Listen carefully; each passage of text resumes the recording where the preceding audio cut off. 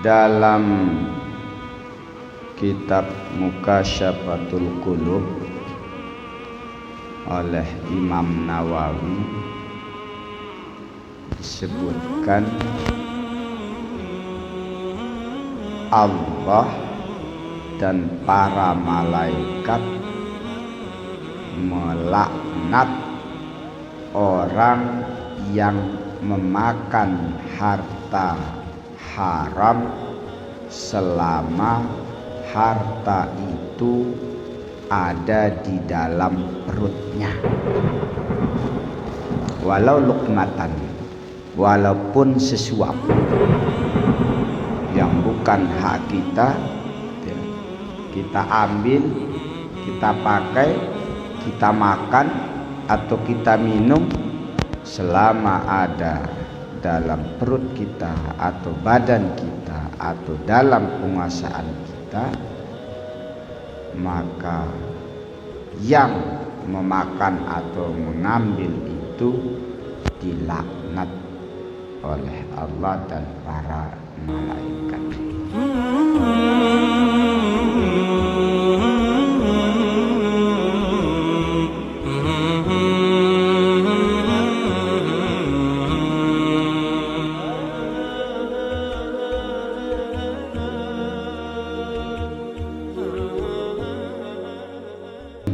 Alhamdulillahi Rabbil Alamin. Assalatu wassalamu ala ashrafil anbiya wal mursalin Sayyidina Muhammadin wa ala alihi wa sahbihi ajma'in.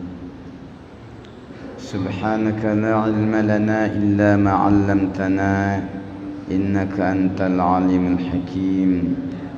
Allahumma 'allimna ma jahilna wa dhakkirna ma nasina wa fahimna ma la nafham wa zidna 'ilma wa alhiqna bis salihin.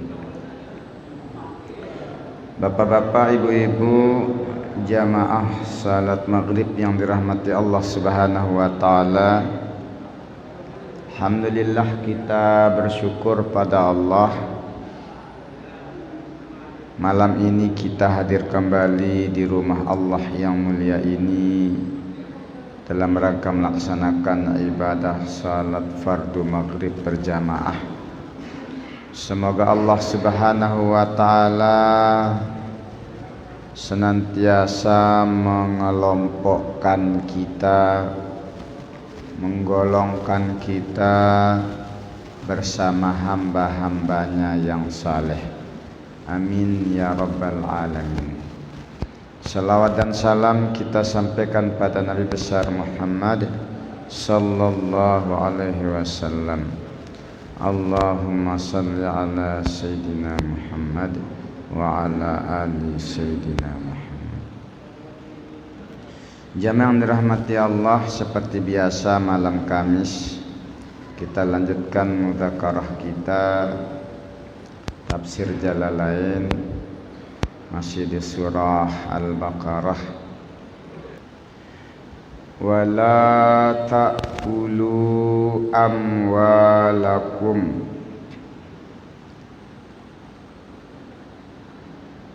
wala la di sini la nahi. La nahi termasuk amil jazam, membarismatikan fi'il mudhari. Tanda jazamnya di sini, ya, di sini tak ada nun. Wala ta'kulu, dan janganlah kalian memakan amwalakum, harta-harta kalian, bainakum, di antara kalian. Ay la ya'kulu ba'dukum mala ba'din. Jangan, ay la ya'kul, janganlah memakan, ba'dukum sebagian kamu, mala ba'din, harta sebagian yang lain bil batili dengan cara yang batil, ay al harami syar'an, haram secara syariat. Ayat ini melarang kepada setiap kita untuk memakan atau mengambil atau mempergunakan harta orang lain secara batil. Karena harta kan tidak saja dimakan, tanah tapi bisa dimakan, apalagi 1 hektar. Jangan ambil tanah orang secara batil. Jangan ambil milik orang secara batil. Ini umum, amwal, harta, semua jenis harta. Al aslu finnari litahri, asal dari larangan adalah haram.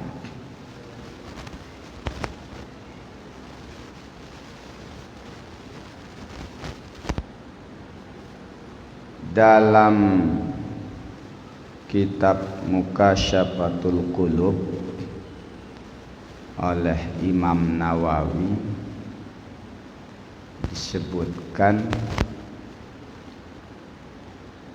Allah dan para malaikat melaknat orang yang memakan harta haram selama harta itu ada di dalam perutnya, walau luqmatan, walaupun sesuap yang bukan hak kita, kita ambil, kita pakai, kita makan atau kita minum, selama ada dalam perut kita atau badan kita atau dalam penguasaan kita, maka yang memakan atau mengambil itu dilaknat oleh Allah dan para malaikat. Ma nabata minal haram fannaru aula bih. Daging atau jasad yang tumbuh dari harta yang haram, maka nerakalah tempat yang paling layak untuknya. Nauzubillah min dzalik.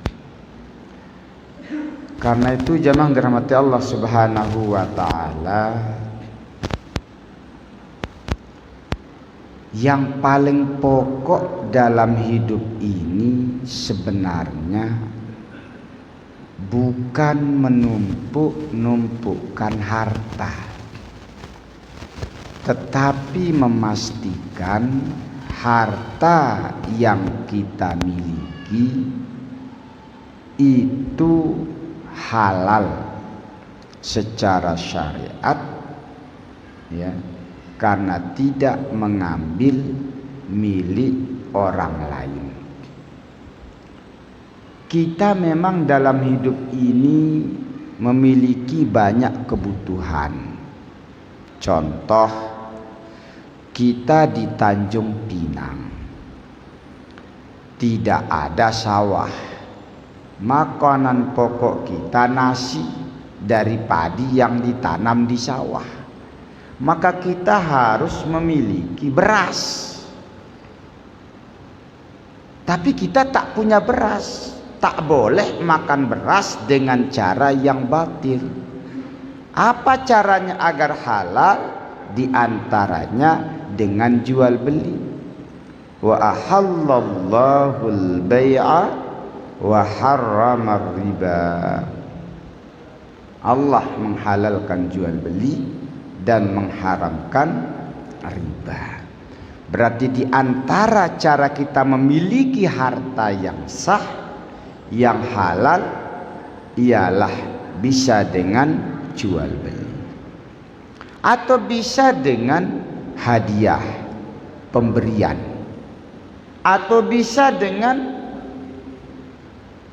hibah, pemberian cuma-cuma, atau bisa dengan infak, sedekah. Jadi yang paling pokok, setiap yang kita miliki itu adalah harta yang halal secara syariat. Jangan kita miliki harta dengan cara yang batil. Seperti apa? Mencuri, mencopet, menipu, ghasab, termasuk merampok, mengintimidasi.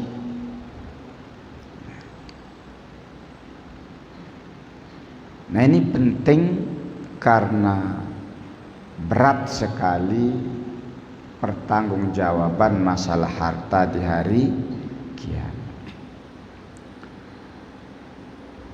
Wa tudlu ay wala tudlu tulqu biha ay bi hukumatiha bil amwal rishwah ilal hukam. Wala tudlu ay tulqu, jangan kalian membawa biha, dengan harta itu, ya, riswah, ya, sebagai sogokan ilal hukam, kepada pengadilan. Jangan bab harta ini, jangan harta ini dibawa ke pengadilan untuk menyogok para hakim. Litakulu fariqan ay ta'ifatan min amwalin nas, agar kalian dapat memakan sebagian, sekelompok atau sebagian, min amwalin nas, dari harta-harta manusia.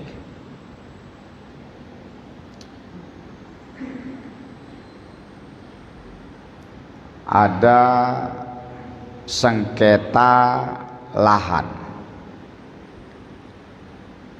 lalu si A, ini si A dengan si B sengketa, lalu si B pergi ke pengadilan lah, atau ke BPN lah, atau ke notaris lah, agar dia dimenangkan dalam sisi hukum sebagai pemilik lahan. Padahal dia sadar, dia tahu yang punya bukan dia. Dia nggak pernah garap, tapi dia bawa suap, sogok. Supaya apa? Supaya bisa memakan atau mengambil harta orang lain tadi.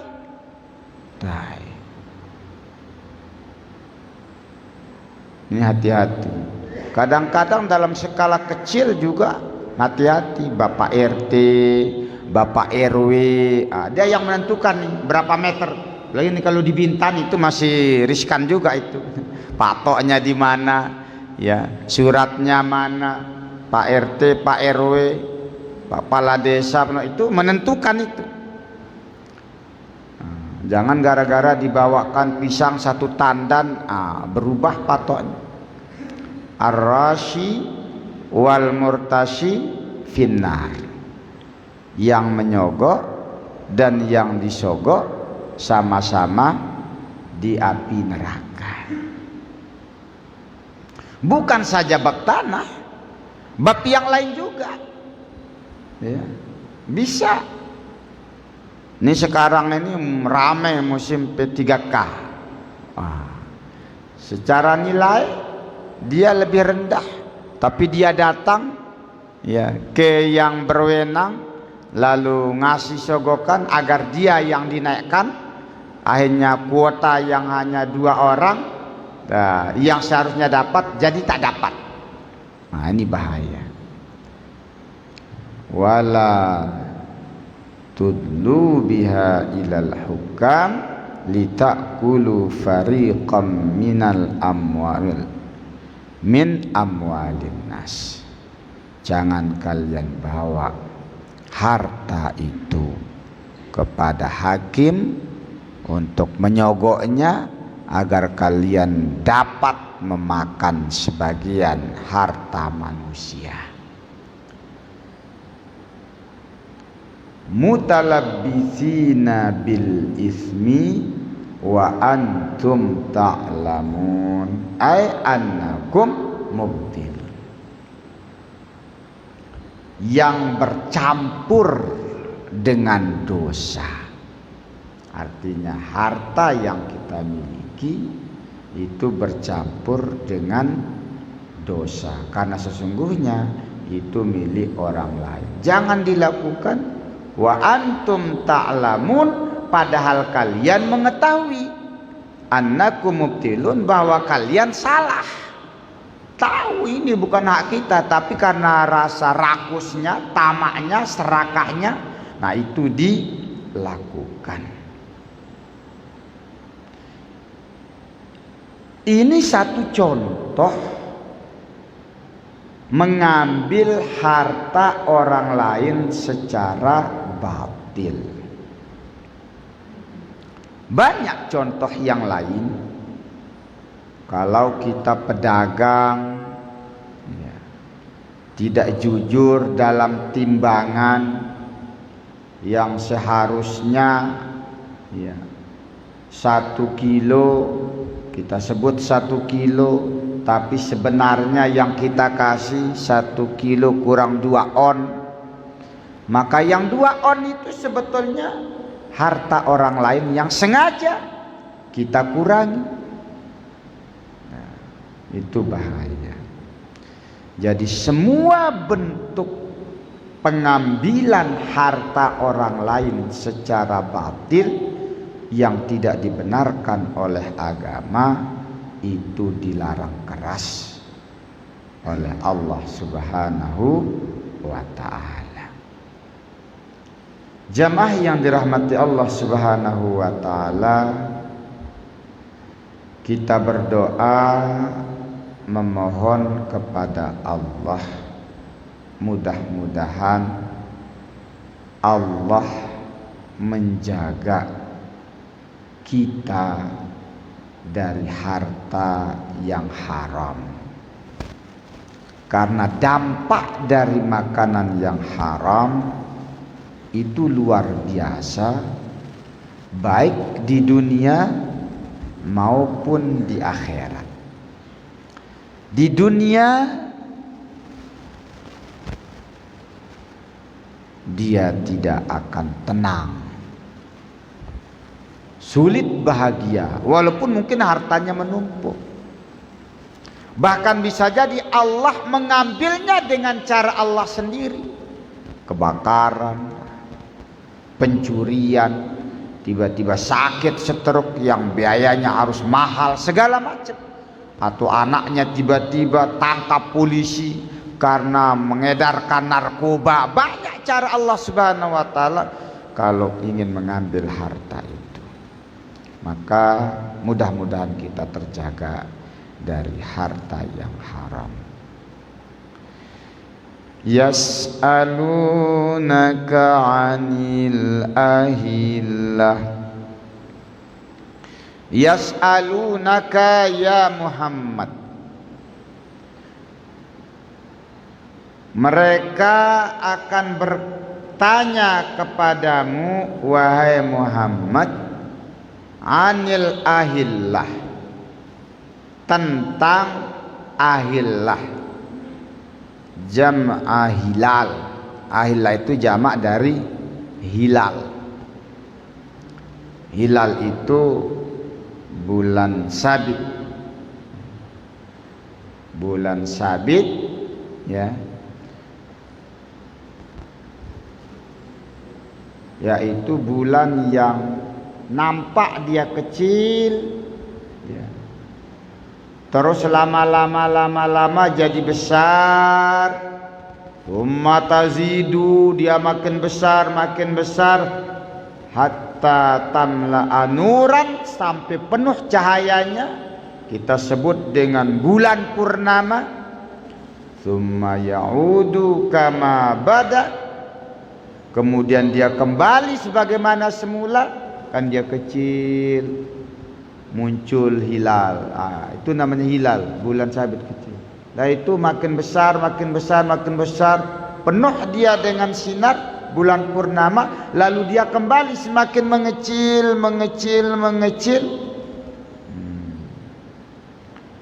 Wala takunu ala alatin wahidah kasyams, dan dia itu keadaannya tidak satu seperti matahari. Matahari kan tak pernah dia berubah, tetap aja full sinarnya setiap saat, tetap. Jadi kamu nanti ditanya tuh Muhammad tentang hilal, mengapa kok bulan itu kecil terus makin besar, terus makin kecil, kenapa enggak macam matahari tetap terang begitu? Inilah Nabi Sallallahu Alaihi Wasallam, ya, ketika ada yang bertanya, Allah Subhanahu Wa Taala ngasih tahu, kul, katakan lahum kepada mereka yang bertanya itu, hiya mawaqitu, ya, jam'a miqat. Dia Bilal hilal itu adalah penentu waktu-waktu, linnas, bagi manusia. Ya'lamuna biha awqatin, yang dengan itu manusia mengetahui waktu-waktu. Waktu apa? Ya jelas, kalau dia muncul masih kecil awal bulan, kisaran tanggal berapa ini, kita tahu. Oh, udah mulai bulan purnama, pertengahan bulan, udah muncul lagi, kita tahu tanggal-tanggalnya. Tapi kalau dia macam matahari terus lengkap semua, ini tanggal berapa nih, tak tahu. Makanya ada kelebihan sebetulnya kalender Hijriyah dengan kalender Masehi. Kalau kalender Masehi macam kita lah yang awam nih, kalau nggak nengok kalender lupa tanggal berapa. Kalau siswa paling nggak ingat tanggal berapa. Oh, tanggal merah Pak, besok hari Kamis Maulid Nabi. Itu yang dia ingat, lepas itu dia lupa. Tapi kalau bulan, nengok bulan aja kita tahu kisaran tanggal berapa, betul ya? Jadi jawab Muhammad, itu hilal itu adanya perubahan bulan itu dari kecil membesar terus kecil lagi, itu penentu waktu-waktu bagi manusia. Bukan saja untuk menentukan tanggal, jam, tapi juga menentukan untuk hal-hal lain. Seperti apa? Ya'lamuna biha awqati zar'ihim, manusia tahu waktunya bercocok tanam. Ini kalau orang-orang Jawa paham betul ini. Ya. Kami sering diajak oleh ayah itu, tahu. Dia melihat bulan, posisi bintang apa, ini udah cocok kita mulai nanam. Walaupun belum ada hujan, tapi udah tahu itu. Jadi ada waktu-waktu kapan kita mulai bercocok tanam. Kalau di sini apa? Ya untuk nelayan. Untuk nelayan. Wa mutajirihim, atau untuk berdagang. Ya, cocok karena zaman dulu pakai onta, perjalanan jauh, nggak ada pesawat, nggak ada kapal layar besar.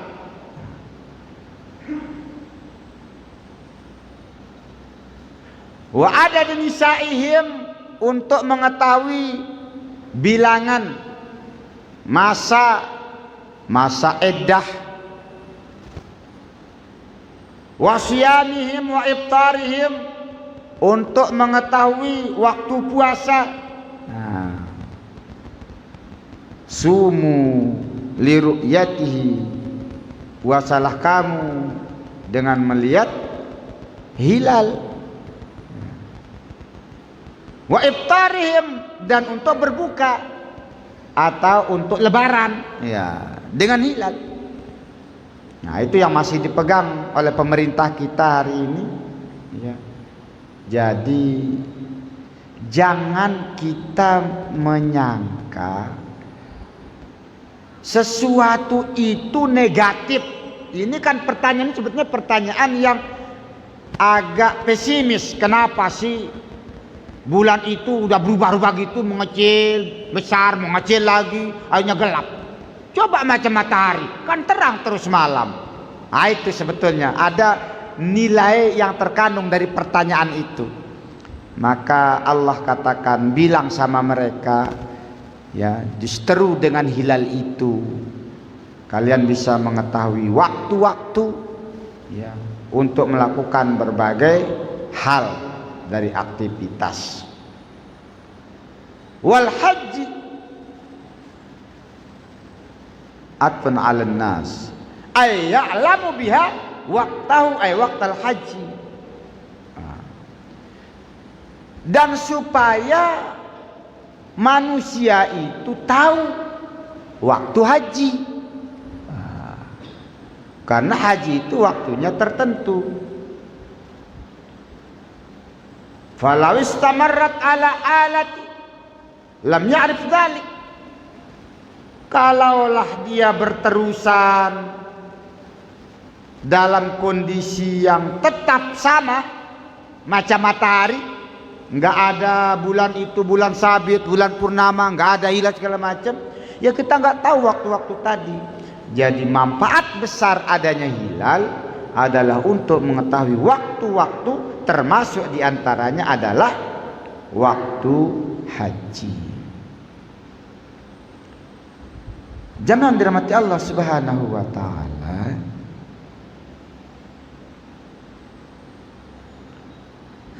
jadi kalau memperhatikan ayat ini, sesungguhnya seluruh kejadian fenomena alam raya ini mungkin dalam sudut pandang pemikiran kita itu ada yang kurang baik atau yang tidak baik dalam pandangan kita, sehingga kita menilainya itu negatif. Contoh, ada yang kerja bangunan, baru kerja sedikit hujan. Kenapa sih hujan terus? Nggak bisa, kita kenduri di hujan. Itu perspektif kita. Tetapi bagi petani yang sudah lama kering tuh sayurnya itu nggak bisa disiram, itu justru berdoa kapan hujan. Walaupun akhirnya penjual es jagung bingung. Artinya setiap ada fenomena itu ada hikmah yang besar, dan itu adalah sunnatullah, ketentuan Allah Subhanahu wa taala. Jangan dilihat dari sisi negatifnya, tapi bagaimana kita menyesuaikan diri, mengambil pelajaran, ibrah dan manfaat dari semua situasi itu. Contoh, malam, aduh kenapa malam gelap, aku tak berani gelap. Kalau tak ada malam, kapan kita istirahat? Siang, tempat kita bekerja. Hujan, panas, semua ada hikmahnya. Nah, terus bagaimana cara kita? Dah, kalau musim hujan, apa yang bisa kita lakukan? Memanfaatkan situasi hujan. Nggak bisa keluar, Pak, lipat baju ke, rapikan buku ke yang selama ini nggak pernah tersentuh, ya kita maksimalkan. Bercengkerama dengan keluarga yang selama ini kita jarang karena sibuk dengan urusan masing-masing. Dah, terjebak kita gara-gara hujan ini banjir, adalah kita zikir ke dulu, kita baca Quran. Jadi setiap situasi, setiap momen, setiap kejadian alam kita ambil hikmah, pelajaran dan manfaat untuk kita berkarya, beramal saleh sesuai dengan situasi dan kondisi itu. Jangan selalu bertanya, kenapa begini, kenapa begini, kenapa begini. Semua jadi tak betul. Nah, zaman terhormati Allah Subhanahu wa taala, begitu juga masalah hilal. Nanya, kenapa sih hilal begini? Udah kecil, besar, kecil lagi, gelapnya. Banyak hikmahnya. Tapi kenapa matahari tetap bersinar begitu full? Ya, kalau mataharinya ikut macam hilal, susah kita siang hari. Banyak tabrakan terjadi nanti. Jadi semua ada hikmahnya. Tinggal bagaimana kita mengambil hikmah dan manfaatnya. Jangan dirahmati Allah Subhanahu wa taala. Selanjutnya Allah menjelaskan, walaisal birru bi an ta'tul buyuta min zuhuriha walakinnal birra manittaqa. Kata bir yang pertama baris depan, bir yang kedua baris atas. Kedudukannya sama-sama isim. Laisal birru, birru adalah isim laisa. Laisa itu saudara kana. Kana itu fungsinya membaris depankan isim, membaris ataskan khabar. Sedangkan lakinna saudara inna, membaris ataskan isim, membaris depankan khabar. Walaisal birru, dan tidaklah atau bukanlah kebajikan itu bi antatul buyuta min zuhuriha, dengan kalian itu memasuki rumah dari belakang, fil ihram, pada saat ihram. Tadkhuluna minhu wa takhrujuna wa tarakul bab wa kanu yaf'aluna dzalika wa yaz'amunahu birran. Jadi dikira dulu itu kalau ihram itu baiknya kalau masuk keluar rumah itu dari belakang, dilubangi itu tembok belakang dia, karena lagi ihram, jangan dari pintu. Dikira itu kebaikan. Kata Allah, bukanlah itu kebaikan. Kalian itu keluar masuk rumah dari belakang, watarakul bab, dengan meninggalkan pintu. Walakinnal birra manittaqa. Akan tetapi kebajikan itu adalah orang yang bertakwa, takut kepada Allah, bitarki mukhalafat, dengan meninggalkan sesuatu yang berkhilafan, berbeda dengan ketentuan Allah Subhanahu wa ta'ala. Poinnya di sini apa? Allah ingin menjelaskan bahwa ada salah duga terkait bab kebaikan, ketaatan, dan kesalahan. Jadi agama itu jangan pakai perasaan, jangan pakai duga-dugaan.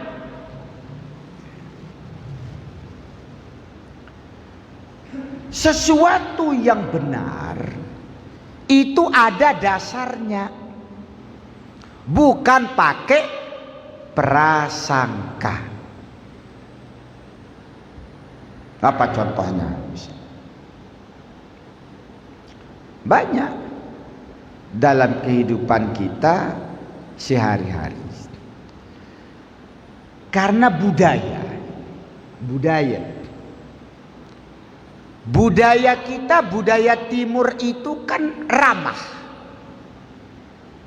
Maka kita menyangka ramah kepada setiap orang itu kebaikan, karena budaya timur kita ramah. Kita generalkan, apa misalnya? Ada ibu-ibu saking ramahnya, setiap orang ditegur, disapa, diajak mampir ke rumah. Padahal dia istri orang, dia di rumahnya sendiri, saking ramahnya. Dianggap ramah itu asal nyapa orang, negur orang, ngajak orang, itu kebaikan. Padahal ada batasnya. Ada sangkaan. Bahkan termasuk kadang mahasiswa masih salah sangka. Misalnya bab salaman.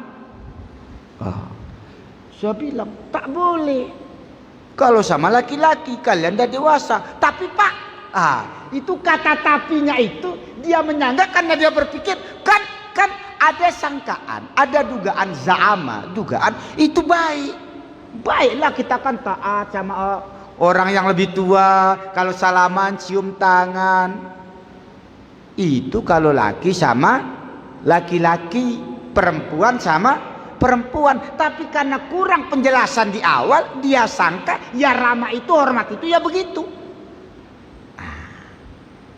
Begitu juga ini disangka kalau ihram masuk rumah jangan lewat pintu, lewat belakang, karena ini banyak pantangan saat ihram. Bukan begitu nama kebajikan kata Allah Subhanahu wa ta'ala. Jadi poinnya di sini apa? Ada sebagian orang dalam melaksanakan sesuatu, dia menganggap itu kebajikan, itu ketaatan, padahal berkhilafan, tidak sesuai dengan syariat Islam.